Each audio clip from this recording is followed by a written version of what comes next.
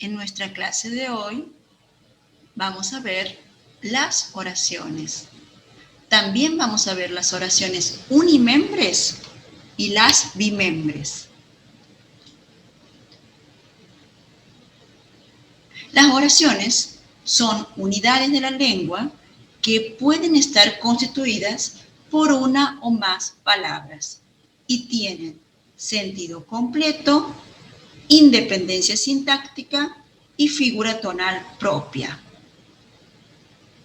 Decimos que pueden estar constituidas por una o más palabras porque tanto una sola palabra como un grupo de palabras puede llegar a constituir una oración si tienen los siguientes requisitos. Sentido completo. ¿Qué quiere decir esto? Que la oración por sí misma debe brindar su sema de manera completa, es decir, su significado, su sentido. ¿Qué sentido se desprenden de la oración? ¿Qué significado se desprende de esa oración? Independencia sintáctica significa que no debe depender de otra estructura sintáctica mayor. Es el caso de las subordinadas que dependen de una estructura sintáctica mayor. Las oraciones simples no deben depender de ninguna otra estructura sintáctica. Y tienen una figura tonal propia, bien, que se entiende desde el principio hasta el final, bien, como un acto, supongamos una pregunta, un acto interrogativo, un acto aseverativo. Eso tiene una figura tonal propia. Las características de la oración es que empieza con letra mayúscula y eso lo vamos a tratar de hacerlo práctico, siempre con letra mayúscula, y tienen que concluir con un punto final, no dos puntos, no puntos suspensivos, sino con un punto final. Las palabras que la conforman deben estar relacionadas entre sí y cumplir una función determinada. Si tenemos en cuenta la clasificación, de acuerdo con la relación sintáctica que mantengan las palabras dentro de la oración, pueden clasificarse en unimembres y en bimembres.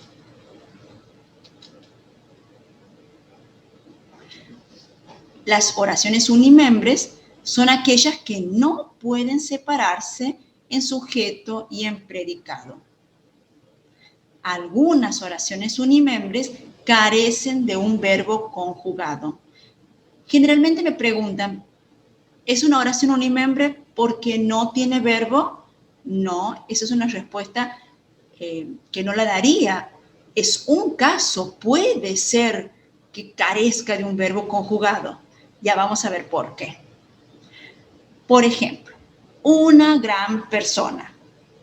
En este caso, no tengo la acción, ni el estado, ni el proceso, que significa un verbo. Otras oraciones unimembres tienen verbos impersonales. Vamos a ver esto. Vamos a verlo con ejemplos. Por ejemplo, los verbos que indican fenómenos atmosféricos. ¿Cuáles son estos verbos? Los verbos como llover, tronar, nevar, entre otros. En la oración, llueve ahora. Tenemos un verbo, llueve, que es un verbo que indica un fenómeno atmosférico, y tenemos un adverbio, ahora, que me indica el momento en el que está lloviendo. Ese verbo es un verbo impersonal. ¿Cómo vamos a marcar aquí? Un corchete de inicio, un corchete al final, oración unimembre. Veamos otros casos. El verbo haber en tercera persona del singular, como por ejemplo hay, hubo, había, habrá. En esos casos también estamos ante un verbo impersonal. Vamos a ver el ejemplo. Hay 3 personas mirando. Aquí tengo, hay es el verbo impersonal. Corchete de inicio, corchete final, oración unimembre. Los verbos ser, estar y hacer referidos al tiempo. Por ejemplo, hay viento, hace calor. En ese caso, lo mismo que en los anteriores, corchete de inicio, corchete al final, oración unimembre. Bimembres. Las oraciones bimembres están formadas por el sujeto y el predicado.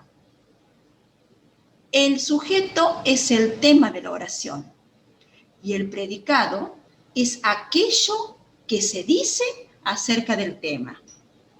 Vamos a ponerlo en un ejemplo. La estatua brillaba en la ciudad.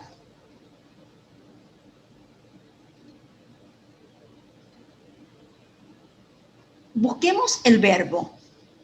Brillaba. Muy bien. Brillaba es mi verbo.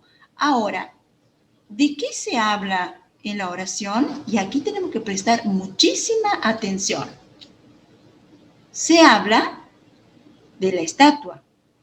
¿Qué se dice acerca de esta estatua? Que brillaba en la ciudad. Vamos a ver el sujeto. El sujeto es una construcción cuyo núcleo es un sustantivo. Y ya hemos visto en las clases de palabras todo lo que implica y todo lo que es el sustantivo.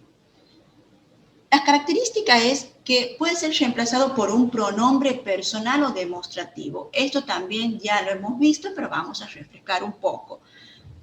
Los pronombres personales como yo, tú, él, ella, nosotros, nosotras, usted.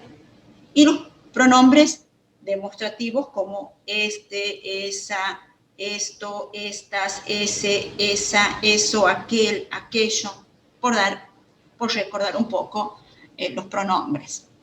Bueno, otra de las características es que concuerda en persona y en número con el verbo de la oración. Por ejemplo, el bosque parece inmenso. Y aquí voy a determinar mi verbo, parece. Bien, ¿quién parece inmenso? El bosque. El bosque es todo mi sujeto. Y ya vamos a ver por qué es expreso simple y todo lo demás. El bosque es mi sujeto, ese es el sustantivo. Ya puedo determinar el sujeto y el predicado. En este caso marcamos entre corchetes el inicio de la oración y la finalización de la oración, y entre paréntesis definimos el sujeto y el predicado. En la parte externa de la oración, simplemente oración bimembre. Bueno, este sujeto puede ser simple, compuesto o tácito. Y ahora vamos a esta explicación. Parece complicado, pero no lo es.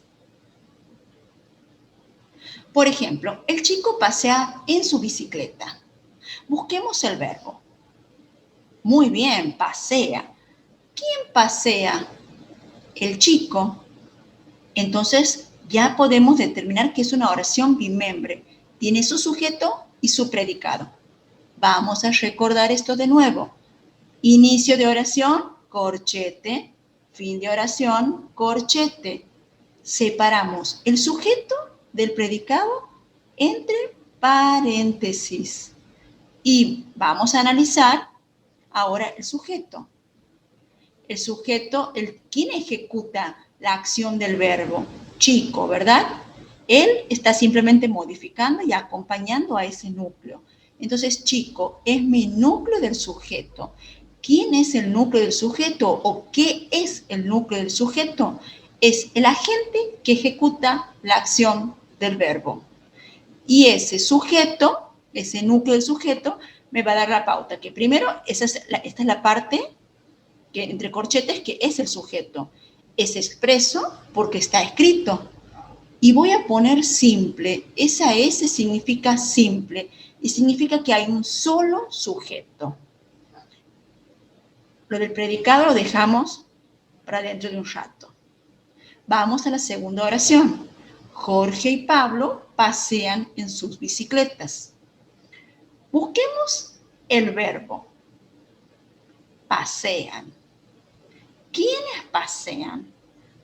Jorge y Pablo. Jorge y Pablo son los agentes que ejecutan la acción del verbo. Entonces, ambos son núcleos y están unidos mediante una conjunción. Y entonces tenemos un sujeto expreso compuesto.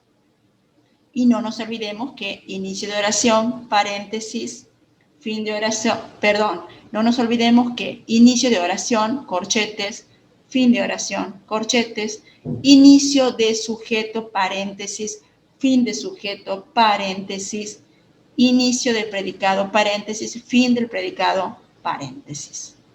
Y por afuera, oración bimembre. Vamos al tercer ejemplo. Paseaba en su bicicleta. Buscamos el verbo. Bien, paseaba. Y ahora le preguntamos al verbo, ¿quién paseaba? Nos tiene que responder él o ella. Por el sentido de las oraciones que venimos analizando, debería ser él, pero puede también ser un ella. Bien, este sujeto se llama sujeto tácito. No se lo menciona a este sujeto tácito, pero hay una referencia hacia él. ¿Dónde determinamos la referencia? En el verbo. ¿Recuerdan que una de las características de la morfología del verbo era la persona gramatical? Bueno, el verbo me informa acerca de la persona gramatical. Entonces, ¿quién paseaba? Él o ella. Tercera persona del singular. Bien, no nos olvidemos, inicio de oración, corchetes, fin de oración, corchete, inicio de predicado, en este caso porque solo tenemos predicado, paréntesis, fin de predicado, paréntesis, y arriba, predicado verbal simple, en este caso no lo he colocado, pero ustedes no se van a olvidar de colocarlo. Y de esta manera marcamos el sujeto tácito. Por fuera, oración bimembre. Uy, ahora sí, está más relajado el emoticón. Pasemos al predicado. El predicado es una construcción cuyo núcleo es un verbo. ¿Qué características tiene? Que puede ser simple, compuesto o no verbal. Vamos a explicar esto con ejemplos. Vamos a la primera oración. Joaquín compra una pelota. Busquemos el verbo. Bien, compra. Ese es mi núcleo del verbo. ¿Quién compra? Joaquín. Joaquín es el agente que ejecuta la acción del verbo. Es mi núcleo del sujeto. Entonces ya estoy en condiciones de delimitar mi sujeto y mi predicado. Es más, estoy en condiciones de decir qué tipo de sujeto es. Muy bien, sujeto expreso simple. Vamos a marcar el predicado. ¿Qué significa este PBS? Raro, ¿no? La P me determina el predicado. Este es el predicado. La B corta, que es verbal, porque está escrito. Y la S, que es simple. Entonces, predicado, verbal, simple. Ya estoy en condiciones de determinar qué tipo de predicado tengo. Bueno, no nos olvidemos, corchete para marcar inicio y fin de oración, paréntesis, inicio y fin de sujeto y de predicado, y por fuera, oración bimembre. Vamos a la segunda oración. Joaquín mira y piensa en esa pelota. Vamos a buscar el verbo o los verbos. Bien, mira y piensa. Estos verbos están coordinados por una conjunción y. Pero tenemos dos. ¿Quién mira y piensa? Joaquín. Joaquín es el agente que ejecuta la acción, estas acciones. Entonces ya estamos en condiciones de decir que Joaquín es mi núcleo del sujeto y ¿qué es más? Ese sujeto es expreso simple. Bien, ahora vamos a detenernos en mira y piensa. Ambos, mira y piensa, son mis núcleos del verbo, mis núcleos verbales, pero los voy a marcar de manera separada porque están coordinados por una conjunción y. Y este predicado es verbal compuesto. Por eso tenemos esa C y no la S. Es predicado verbal compuesto porque tiene más de un núcleo verbal. Y ambos núcleos responden al mismo sujeto. Eso también tenemos que fijarnos. Y no nos olvidemos, corchete, inicio de oración, fin de oración, paréntesis para delimitar sujeto y predicado y por fuera OB. Oración bimembre. Vamos a estos dos casos que parecen ser difíciles, pero nuevamente no lo son. La pelota, y aquí prestemos atención a esta coma, sobre el estante. La pelota sobre el estante. ¿Qué idea me da esta oración? No tiene verbo, pero hay una coma que tranquilamente puede funcionar como elipsis verbal. Como elipsis, bueno, la elipsis es una supresión. El verbo no está escrito, pero lo infiero. Puedo decir tranquilamente o puedo pensar que esta oración me dice la pelota está sobre el estante. Entonces marquemos el sujeto. ¿Quién está? La pelota. La pelota sería mi sujeto, expreso simple, pelota, núcleo del sujeto. Y sobre el estante es un predicado no verbal adverbial. Ajá, ¿y por qué es adverbial? Porque la construcción que forma el predicado responde a un adverbio, es decir, a una circunstancia, y en este caso una circunstancia de lugar.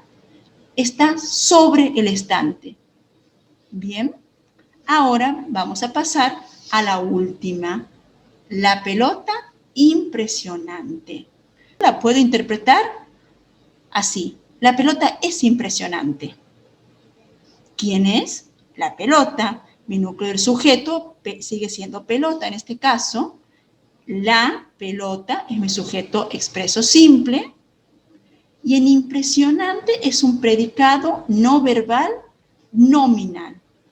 ¿Por qué es nominal? Porque se refiere a un nombre. ¿Y quiénes son los nombres en las clases de palabras? Bien, los sustantivos predicados no verbales nominales tienen una construcción tanto sustantiva como adjetiva. Y también tenemos que ver la elipsis de verbo y la elipsis verbal que está aquí dada por la coma. Y nuevamente, ustedes no se olviden, corchete al principio, corchete al final, que marca inicio y fin de oración, separa predicado entre paréntesis, y por fuera, oración bimembre. Uy, la profe se ha olvidado, pero ustedes no se olviden.